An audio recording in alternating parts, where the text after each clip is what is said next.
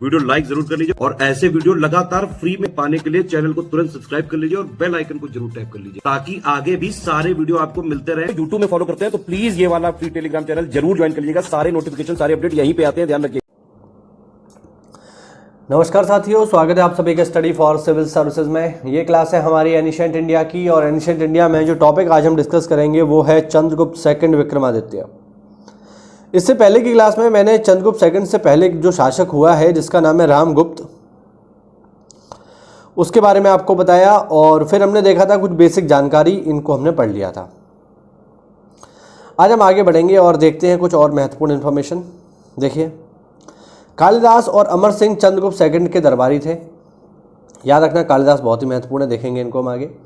रामगुप्त ध्रुव देवी कथा का उल्लेख विशाख दत्त कृत देवी चंद्रगुप्तम नाटक में मिलता है। ये मैं आपको ऑलरेडी कल बता चुका था, ठीक है ना। इसके अलावा और भी जगह मिलता है, जैसे बाण भट्ट की हर्षचरित में, राजशेखर की काव्य मीमांसा में, भोज के श्रृंगार प्रकाश, अबुल हसन अली के मुजमल उल तबारीक में भी मिलता है। मुंडिस सिर वाली गुप्तकालीन बुद्ध की मूर्ति मान कुंवर प्रयागराज से प्राप्त हुई है। कालिदास के संस्कृत नाटकों में स्त्री और पुरुष प्राकृत भाषा में वार्तालाप करते थे, ध्यान रखना। चंद्रगुप्त द्वितीय द्वारा वाकाटक वंश को प्रभाव में लाने हेतु अपनी पुत्री प्रभावती गुप्ता का विवाह वाकाटक नरेश रुद्रसेन सेकंड के साथ करना पड़ा। ग्वालियर के निकट बाघ गुफाएं गुप्तकाल की चित्रकला का प्रतिनिधित्व करती हैं। आगे देखो, अगला फैक्ट है हमारे पास, प्राकृत प्रकाश के लेखक वररुचि थे। रामगुप्त की ऐतिहासिकता का वर्णन गुणचंद्र द्वारा रचित नाट्य दर्पण में भी मिलता है। गुप्त संवत 61 मथुरा स्तंभ लेख गुप्त वंशीय सम्राट चंद्रगुप्त विक्रमादित्य चंद्रगुप्त द्वितीय से संबंधित है, ध्यान रखना। यह मथुरा में रंगेश्वर महादेव के समीप एक बगीचे से प्राप्त हुआ। उदयगिरी गुहा लेख में चंद्रगुप्त को राजाधि राजर्षि कहा गया है जिसने दिग्विजय किया था। चंद्रगुप्त सेकंड का एक नाम देव भी है। उसे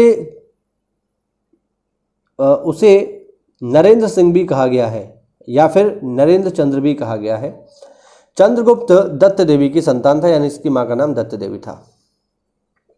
कुछ किंवदंतियों के अनुसार समुद्रगुप्त के बाद उसके बड़े पुत्र रामगुप्त ने सिंहासन हासिल किया,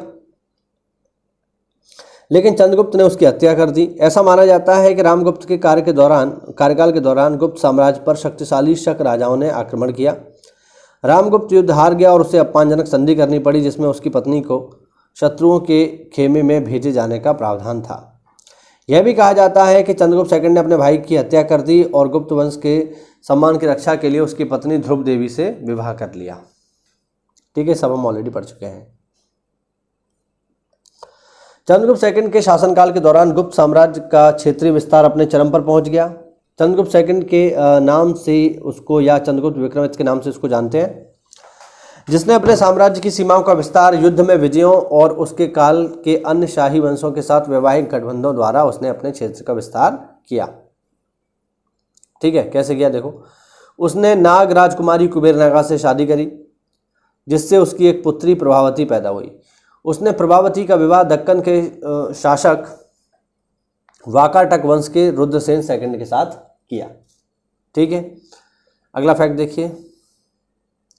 सर्वप्रथम चंद्रगुप्त सेकंड ने पश्चिमोत्तर भारत में स्थित मद्र गण से लेकर खारपरे गण का विनाश किया, इसीलिए चंद्रगुप्त सेकंड को गणारी भी कहा जाता है। मद्र जो है ये पंजाब का क्षेत्र है, ध्यान रखना। ठीक है, आगे देखो। चंद्रगुप्त सेकंड ने सोने चांदी और तांबे की मुद्राएं जारी करी। चांदी के सिक्के रौप्य मुद्रा चलाने वाला पहला गुप्त शासक चंद्रगुप्त सेकंड ही था। इसने 8 प्रकार की स्वर्ण मुद्राएं चलाई। चंद्रगुप्त विक्रमादित्य पहला गुप्त शासक था जिसने अश्वारूढ़ प्रकार, पर्यक प्रकार, छत्रधारी प्रकार की मुद्राएं चलाई। चंद्रगुप्त सेकंड द्वारा निर्गत अधिकांश ताम्र मुद्राएं अयोध्या से पाई गई हैं। और लास्ट फैक्ट देखते हैं ये दोनों। चंद्रगुप्त द्वितीय के 8 प्रकार के सिक्के कौन कौन से हैं देख लो।